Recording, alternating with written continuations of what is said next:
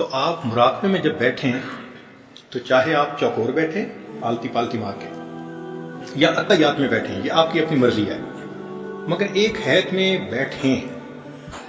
شروع میں 5 منٹ بیٹھیں گے، پھر مجاہدے سے 10 منٹ بیٹھیں گے، پھر 15 منٹ۔ جو 5 منٹ نہیں بیٹھ سکتا تھا وہ 2 گھنٹے بھی بیٹھ جائے گا، عادت بن جائے گی۔ تو یہ عادت بنانی پڑتی ہے، اس سے ڈرنا نہیں ہوتا۔ پہلے تو شیطان کہتا ہے کہ بس ٹانگ ٹوٹ جائے گی، اور جب بیٹھنے کی عادت پڑ جائے گی تو پھر کہتا ہے اب تو تیری گردن ٹوٹ جائے گی، کیونکہ ہر وقت سر جھکا کے بیٹھے رہنے سے گردن میں بھی درد ہوتی ہے، مگر ایک عادت پڑ جاتی ہے۔ پھر گھنٹوں انسان بیٹھتا ہے، سکون پا لیتا ہے اس کنڈیشن میں۔ تو آپ یہ سمجھیں کہ جو قلب جاری ہونا ہے اس کی پہلی ریکوائرمنٹ کہ ہم مراقبے میں لمبا بیٹھنے کی عادت ڈالیں۔ تو ایک بات کہ ذکر قلبی حاصل کرنے کے لیے جو بندہ سنجیدہ ہے تو ایک تو اسے بیٹھنے کی ترتیب بنانی پڑے گی، چاہے تہجد کے بعد بنائیں، چاہے عشاء کے بعد بنائیں، چاہے دن میں بنائیں، اس میں کوئی پابندی نہیں ہے۔ جو سہولت کا وقت ہے اس وقت میں بنائیں، مگر بیٹھیں صحیح، ٹائم کھلا ہو۔ جب آپ بیٹھ گئے تو اب سب سے پہلی چیز کیا ہوگی کہ شیطان شیطانیت دکھائے گا، اور وہ برے خیالات شہوانی شیطانی بھرمار کر دے گا۔ آپ پریشان ہو جائیں گے کہ یار مراقبے کے بغیر ہی اچھے تھے، کہ مراقبے کے بغیر تو ایسے خیال نہیں آتے تھے، ذرا مراقبے میں بیٹھے تو کیا کیا تماشے۔ یہ اصل میں شیطان کا حربہ ہے انسان کو مایوس کرنے کے لیے۔ تو کیا ہوتا ہے کہ نیا بندہ مراقبے میں سر جھکاتا ہے، 1 منٹ کے بعد سر اٹھا دیتا ہے، بس اس سے نہیں بیٹھا جاتا۔ اس کو بھی مجاہدہ کرنا پڑے گا، برداشت کرنا پڑے گا۔ اس کی مثال یوں سمجھیں کہ اگر کسی کمرے میں بلی نے پاخانہ کر دیا ہو تو جیسے ہی آپ دروازہ کھولیں گے تو بو تو آئے گی، اب آپ فوراً دروازہ بند کر دیں تو بو تو نہیں نہ ختم ہو سکتی۔ بو ختم کرنے کا ایک ہی طریقہ ہے کہ دروازہ کھولیں، بو کو برداشت کریں اور نجاست کو صاف کریں، ہمیشہ کے لیے ختم۔ اسی طرح جب ہم مراقبے میں بیٹھتے ہیں اور دل کا دروازہ کھولتے ہیں تو شیطان بلی نے وہاں نجاست کی ہوتی ہے، تو بو کو دیکھ کے بند کرنے کی ضرورت نہیں ہے، بیٹھے رہے۔ یہ سوچیں کہ اگر اس دل کو میں لے کے اللہ کے سامنے گیا تو کیا شکل دکھاؤں گا کہ تمہارے دل میں یہ کوڑا کرکٹ بھرا ہوا ہے، یوں تم نے میرے گھر کو برباد کیا، ویران کیا۔ تو بلکہ دل میں افسوس ہو کہ میں نے بڑی دیر کے بعد اس چیز کو ریئلائز کیا کہ مجھے دل کو سنوارنا ہے، صاف کرنا ہے۔ تو بیٹھے رہے، جو خیال آتا ہے بیٹھے رہے۔ ہوگا کیا کہ پہلے دن 100 خیال آئیں گے، پھر 99 ہو جائیں گے، پھر 98 ہو جائیں گے، پھر 97۔ یہ خیالات گھٹتے جائیں گے اور جو حضوری اور توجہ والا ٹائم ہے وہ بڑھتا جائے گا، حتیٰ کہ ایک ایسا وقت آئے گا کہ جیسے ہی سر جھکائیں گے اللہ کی یاد میں آپ ڈوب جائیں گے، استغراق کی کیفیت حاصل ہو جائے گی۔ پھر گھنٹوں بیٹھیں گے، دل کے آئینے میں ہے تصویر یار، جب ذرا گردن جھکائی دیکھ لی۔ تو اس میں بیٹھنا، اور دوسرا وساوس سے مت گھبرانا، اور تیسرا کیفیت کا ٹھیک ہونا۔ کیا کچھ لوگ مراقبے میں بیٹھ کے سانس سے کرنے لگ جاتے ہیں، یہ صحیح طریقہ نہیں ہے۔ جذبہ بھی محسوس ہوگا اور وارفتگی بھی محسوس ہوگی، مگر دل صاف نہیں ہوگا۔ دل تو صاف ہوگا جب اس طریقے سے کریں گے جو مشائخ کے اوپر اللہ نے کھولا ہے۔ یہ الہامی طریقہ ہے نا، تو رب کریم نے جو الہام فرمایا کہ اس طرح کرنے سے یہ دل صاف ہوتا ہے، وہ تو اسی طرح ہوگا۔ تو سانس سے کچھ نہیں کرنا ہوتا، جسم کو حرکت نہیں ایسے دینی ہوتی، زبان سے کچھ نہیں پڑھنا ہوتا، بلکہ مراقبے میں یہ فیل کرنا ہوتا ہے کہ میرا دل اللہ اللہ بول رہا ہے، میں سن رہا ہوں۔ جیسے کیسٹ بجتی ہے نا اور آپ توجہ کر کے بیٹھتے ہیں، ایسے دل کی کیسٹ اللہ اللہ بول رہی ہے اور میں سن رہا ہوں، یوں بیٹھنا پڑتا ہے۔ کہتے ہیں کہ شیخ عبدالقادر جیلانی رحمۃ اللہ علیہ جنگل میں بیٹھے مراقبہ کر رہے تھے، یکدم ایک روشنی ظاہر ہوئی اور آواز آئی، عبدالقادر اب ہم تم سے بہت خوش ہو گئے اور قلم تمہارے لیے اٹھا دیا گیا۔ یعنی اب تم جو مرضی کرو، اب ہم تم سے راضی.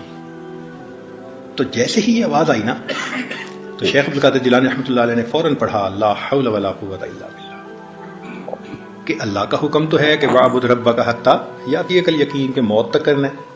اور یہ تو پھر شیطان ہی ہو سکتا ہے نا جو کہہ رہا ہے کہ اب جب تم کرو قلم اٹھا دی گئی. تو انہوں نے کہا لا حول ولا قوت الا باللہ.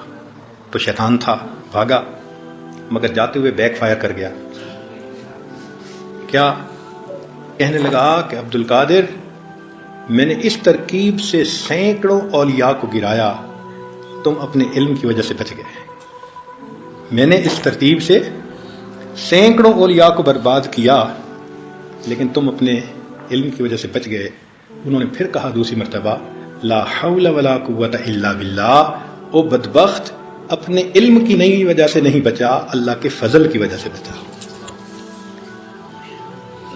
اب بتائیں کہ جب اس راستے میں یہ ایسے باریک حملے کرتا ہے تو کتنا انسان کو بیدار رہنے کی ضرورت ہے اور کتنا پھر شیخ کی سرپرستی کی ضرورت ہے. تو اس لیے پہلے تو یہ الٹے سیدھے خیالات کے ذریعے سے طبیعت اچاٹ کرنے کی کوشش کرے گا، اور اگر نہیں آئیں گے بعض تو پھر نورانی نقشے اور فلاں نقشے بنا کے پھر خود پسندی میں مبتلا کر دے گا. حضرت ہم تو جنت کے مناظر دیکھتے ہیں. بھائی مراقبے میں کوئی منظر نہیں دیکھنا، اگر کوئی دیکھے بھی صحیح تو آپ سمجھ لیں کہ یہ رکاوٹ ہے. مراقبے میں صرف اللہ اللہ سننا ہے، اس کے سوا کچھ بھی اگر ہے تو وہ ٹریپ ہے. کلیئر ہو گیا نا؟ اس کے علاوہ اگر کچھ ہے تو وہ ٹریپ ہے. مقصود ہے اللہ اللہ سننا. ہمارے حضرت رحمۃ اللہ علیہ فرمایا کرتے تھے کہ کامل مشائخ ایک ایسے مرتبے پہ اللہ ان کو پہنچا دیتا ہے کہ غافل دل والا آتا ہے، ان کی انگلی قلب پہ لگ جاتی ہے، دل جاری ہوئے بغیر بندہ پیچھے نہیں ہٹتا. یہ الگ بات ہے کہ اس کو خود نہیں پتہ چلتا، مگر اس کی یہ پہچان ہے. پھر نیکی کو جی چاہتا ہے، پھر انسان نیک بن جاتا ہے، پھر زندگی بدل جاتی ہے، پھر داڑھی بھی رکھ لیتا ہے، پھر نمازیں بھی پڑھتا ہے. زندگی میں ایک جو تبدیلی محسوس ہو رہی ہے، یہ کیسے ہو رہی ہے؟ اصل میں وہ دل جاری ہو گیا شیخ کی.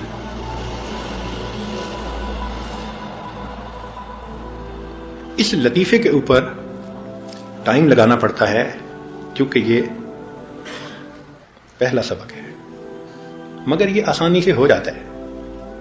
ایک نقطہ ذہن میں رکھیں، دنیا بھر کی کتابیں اٹھا کے دیکھ لیں، ان کا پہلا سبق ہمیشہ آسان ہوگا. کوئی کتاب ایسی نہیں کہ جس کا پہلا سبق سب سے مشکل ہو. پہلا سبق ہمیشہ آسان ہوتا ہے، اور یہ سلسلے کا پہلا سبق ہے تو اللہ نے اس کو بھی آسان بنایا ہے. مشکل نہیں ہے. ہاں ایک نیت کرنی پڑتی ہے، کمٹمنٹ کرنی پڑتی ہے کہ اللہ بس میں یہ نعمت چاہتا ہوں. یہ تو نہیں نا کہ ادھر مراقبہ کیا اور باہر نکل کے نیلے کو بھی دیکھا، پیلے کو بھی دیکھا، اس کو بھی دیکھا، اس کو بھی دیکھا تو ساری اثرات ختم ہو. ایک بد نظری مہینوں کی محنت کو ایک لمحے میں ختم کر کے رکھ دیتی ہے. ایک بد نظری. تو جھوٹ سے احتیاط، غیبت سے احتیاط، کھانے پینے میں احتیاط، ان سب چیزوں سے احتیاط کرنی پڑتی ہے. یہ نعمت تب ملتی ہے. جن لوگوں نے بھی حاصل کیا انہوں نے محنت بہت کی، اور وہ محنت کیا تھی؟ یہی کہ زندگی کو شریعت و سنت کے مطابق بنایا اور ٹائم لگایا، اور اللہ تعالیٰ پھر یہ نعمت دے دیتے ہیں. جب بیٹھتا ہے انسان بیٹھتا ہے تو بیٹھنے والے کو خالی تو نہیں لوٹاتے.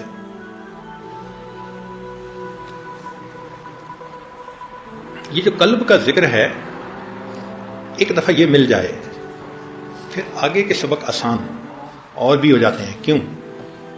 کہ قلب کے ذکر کی وجہ سے اس کا وجود ہر وقت نور کو اخذ کر رہا ہوتا ہے.